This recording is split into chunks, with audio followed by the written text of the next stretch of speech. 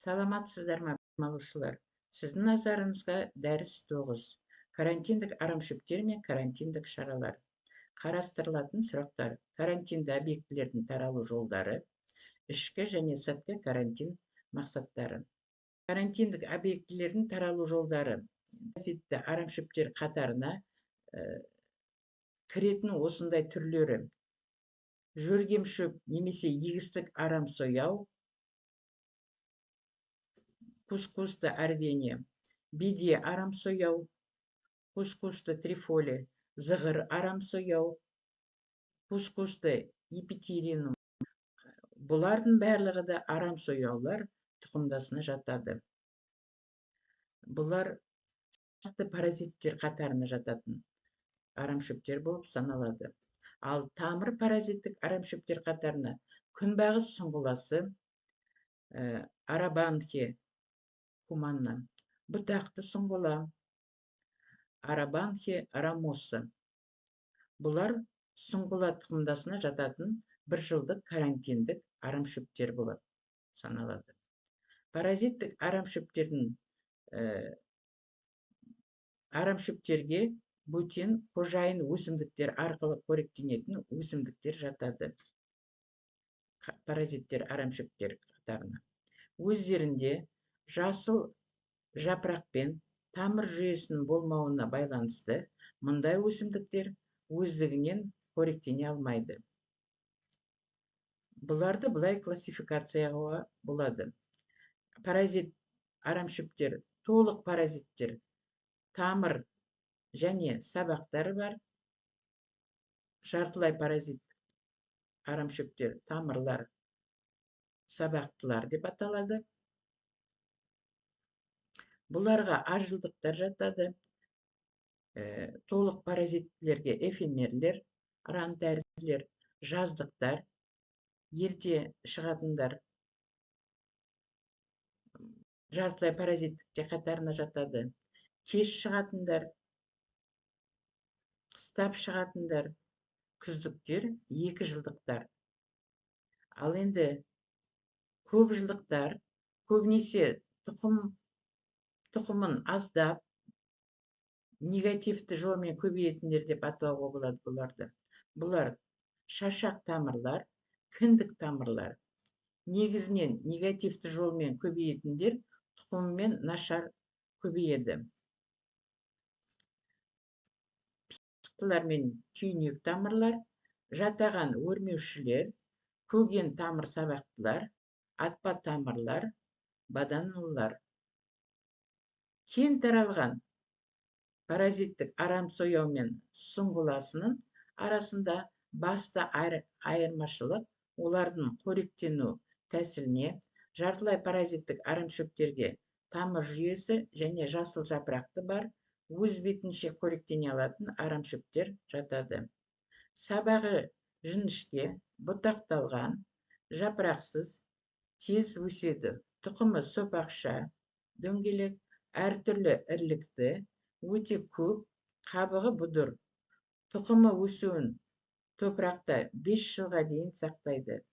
Арам сояудың көптеген түрі белгілі. Көбінесе бедене, жоңышқаны, картоп, қант қызылшасы, зығырды, қауынды ластайды бұл түрлері. Ал сұңғыла сабағы төменнен жоғары қарай жуандайтын, тік тұратын, биіктігі 40 сантиметрдей болатын, жапырақ орнына көптеген қабыршақтармен қапталған, сабақтың жоғарғы жағында антоцианмен боялған гүл шоғыры болады. Тұқымы өте ұсақ, шан тәрізді. Көп болады. Көбінесе күнбағыс, қызанақ, темекіні ластайды. Күрес шараларына тұқымды сапалы түрде тазалау, ауыспалы егісте дақылдарды кезектестіру, егістің арам сояуымен ластанған бөлігін өртеу, терен аудара жырту, сұңғыламен ластанбайтын, оларға қарсы тұру қабілеті күшті сорттарды өсіру, тиімді гербицидтерді қолдану. үлкен немесе көктемгі сылдырмақ, тамырлы, жартылай паразиттік арамшөп болып саналады.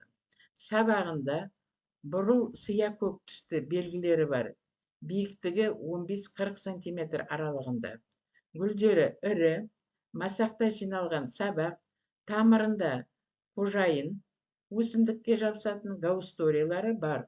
Тұқымы шар тәрізді, қара сұр, ұзындығы 5 мм, ені 3 мм, мың дәннің массасы 2 грамм.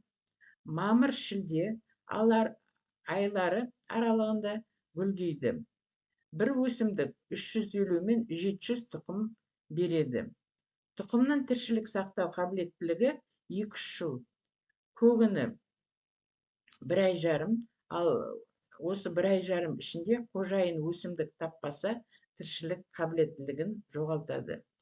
Егістікте әртүрлі дақылдарды ластайды, көбінесе күздік, астық тұқымдары мен көпжылдық шөптерді және жайылымдарда кездеседі.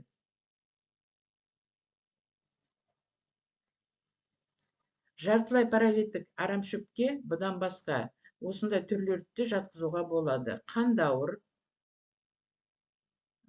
көздәрі және тағы да көптеген басқа түрлері. Енді ішкі және сыртқы карантиндердің мақсаттары. Өсімдік карантині мемлекет аумағын немесе оның жеке бір бөлігін карантинді аурулар мен зиянкестер және арамшөптердің таралуынан сақтау үшін ұйымдастырылады. Осыған байланысты ол сыртқы және ішкі карантині болып екіге бөлінеді. Сыртқы карантиннің негізгі мақсаты еліміздің аумағын карантиндік маңызы бар нысандардан қорғау. Осы мақсат үшін шет елдер мен шекаралардағы арнайы бекеттерді елімізге әкелініп жатқан өсімдік өнімдерінің дән, жеміс, жидек, орман және жеміс ағаштары, сәндік дақылдардың көшеттері мен тұқымдары және тағы да көптеген басқа заттар барлығы осы карантиндік тексеруден өтуі тиіс. Оларды басқа елге тасымалдау үшін арнайы карантиндік сертификат болуы қажет. Карантиндік нысандардың бірі байқалған жағдайда барлық шөп зарарсыздандырылады немесе жойылып жіберіледі. Ал жіберілген елге қайтарылады. Әр мемлекет үшін карантиндік нысандардың тізімдері жасалынып бекітіледі. Қазақстанда оларға бунақденелерден Колорадо және Капр қоңыздары, Комсток құрты, қант қызыл біте, американдық ақ көбелегі, аурулардан үндік қара күйесі, күріштің бактериоздары, жүгерінің гельминтспироздары, арпаның сарғыш қуыршақтануы, қашқаргүлдің бұйралануы, ал арамшөптерден жататын осындай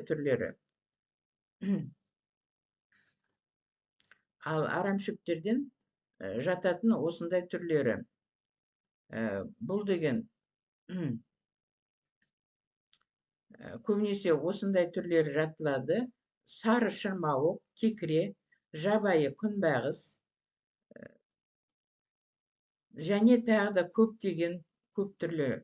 Ішкі карантиндік негізгі мақсаты біздің республикамызда кездесетін, бірақ әлі аса кең тарала қоймаған зиянды нысандарды жою және әрі қарай таралуын шектеу. Карантин шараларын Қазақстан Республикасы Ауыл шаруашылығы министрлігінің өсімдік қорғау және карантин департаменттігі өсімдіктер карантин туралы заңды басшылыққа ала отырып жүргізеді. Сондықтан карантинді объектілерді басқа елге тасымалдау үшін арнайы карантиндік сертификаттары болуы қажет. Карантиндік нысандары байқалған жағдайда барлық жіберіліп жатырған жүк зарарсыздандырылады немесе жойылып жіберіледі. Ал енді немесе жіберілген елге кері қайтарылады. Әр мемлекет үшін карантиндік нысандардың тізімі жасалынып бекітіледі. Жаңа біздер енді аталып кеттік, біздің елімізде қандай түрлері кеңінен таралған және осы тізімге кіретін түрлері. Өсімдік карантині мемлекет аумағы немесе оның жеке бір бөлігін карантиндік аурулар деп және зиянкестер деп арамшөптер деп таралуын сақтау үшін ұйымдастырылады. Енді жаңа айтып кеттік, осыған байланысты сыртқы және ішкі карантин болып екіге бөлінеді карантин. Ал енді сыртқы карантин негізгі мақсаты бізде енді еліміздің аумағын карантиндік маңызы бар нысандардан қорғау. Енді осы мақсат үшін шет елдерден шекаралардағы арнайы бекеттерде елімізге әкелінетін жатқан өсімдік өнімдерін барлығы карантиндік тексеруден өткізу қажет. Осындай шараларды біздер жүргізіп тұру керекпіз. Назарларыңызға рахмет. Дәріс аяқталды.